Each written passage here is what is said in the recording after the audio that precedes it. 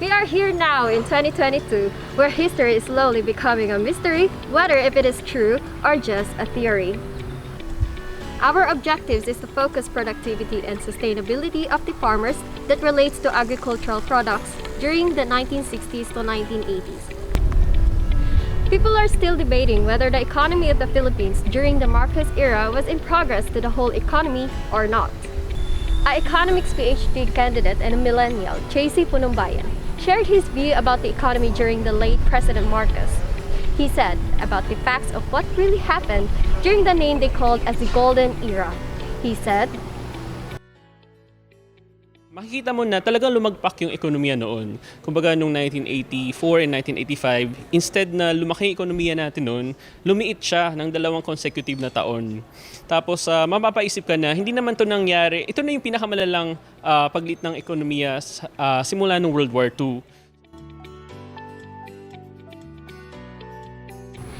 in addition, Chadi, not her real name, is an expert of applied business and economics with master's degree, stated, Number one, wages dropped during the Marcos era.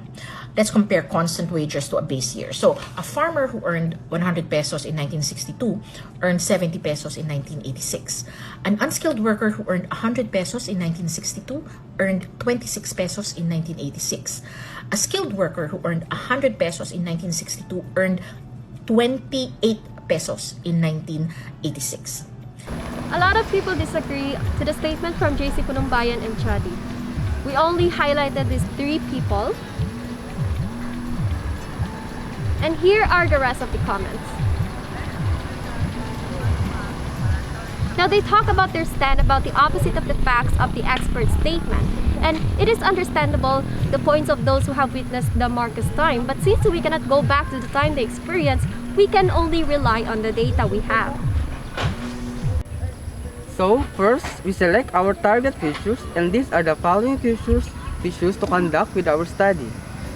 First, the daily wage rate among rice farmers, the real wholesale price of rice, the daily wage rate among sugarcane farmers, export price of sugar, daily wage rate among coconut farmers, export price of export price index of copra, and lastly is the daily wage rate among corn farmers.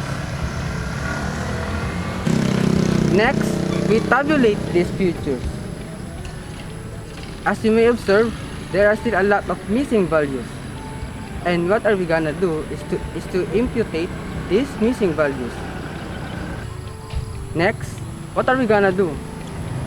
We will perform imputation by filling in the missing values with the median.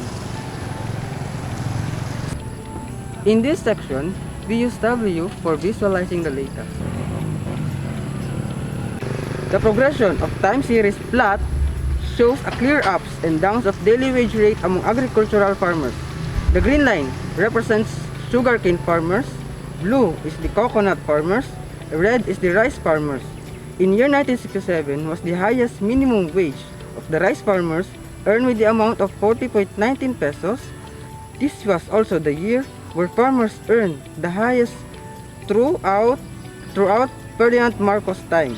Moreover, in 1974, it dropped the lowest minimum wage in farmers earned with amounting of 22.57 pesos.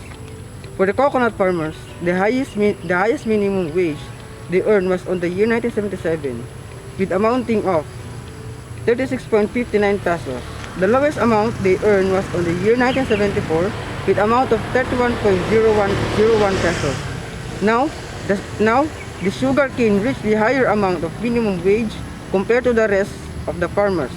In 1978 was the year they earned 41.78 pesos, and the lowest was on the year 1972 with the amount of 27.45 pesos. Now, we want to know the outcome, both daily wage and exports together with wholesale price of the local product.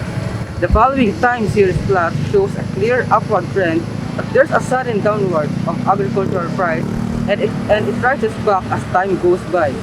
The shade represents coconut oil, which is color green. copra in a color yellow, and sugar in a pink color. According to Farm Marketing and Sales, Market Farm Development, as farm wages rise, farmers are faced with few options. To mitigate the cost of labor, farmers are forced to increase productivity of their tools, raise their prices, or switch to automated processes.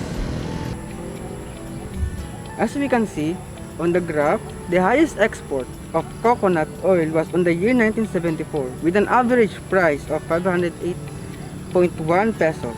However, if we compare the minimum wage of the farmers on the same year, we can observe that their minimum wage was dropped, where it is supposed to increase. On the third graph, we can observe in year 1974, both coconut oil and copra have increased its export. How it is possible? Well, let's find out by comparing our data to daily wage rate among farmers. We can clearly say that in year 1974, the coconut oil and copra are the ones that have a low daily wage rate among farmers. With this, we can conclude that there is no increase in the economy in the year 1974 of Marcos regime. So they say Marcos era was the golden age of the Philippines because of rapid progress in economy. It's not true. Why? Because one of the good significant signs that the economy is progressing is by having a high increase in daily wage rate among the farmers with the same year in 1974. On the third and last graph, during the martial law imposed by the late President Ferdinand Marcos, the price ratio was downward because of the low rice supplies reported by Rappler. This testifies the claims by the late President and dictator's son that Philippines is one of the great exporters in rice. However, that contradicts to the data that shows the rice price ratio were low because of the calamities that greatly affect the supplies in rice industry. According to Rappler in year 1972, the Philippines imported a rice of 455,000 tons of rice. Stocks, however, it failed to supply the whole country and it only lasted for a year.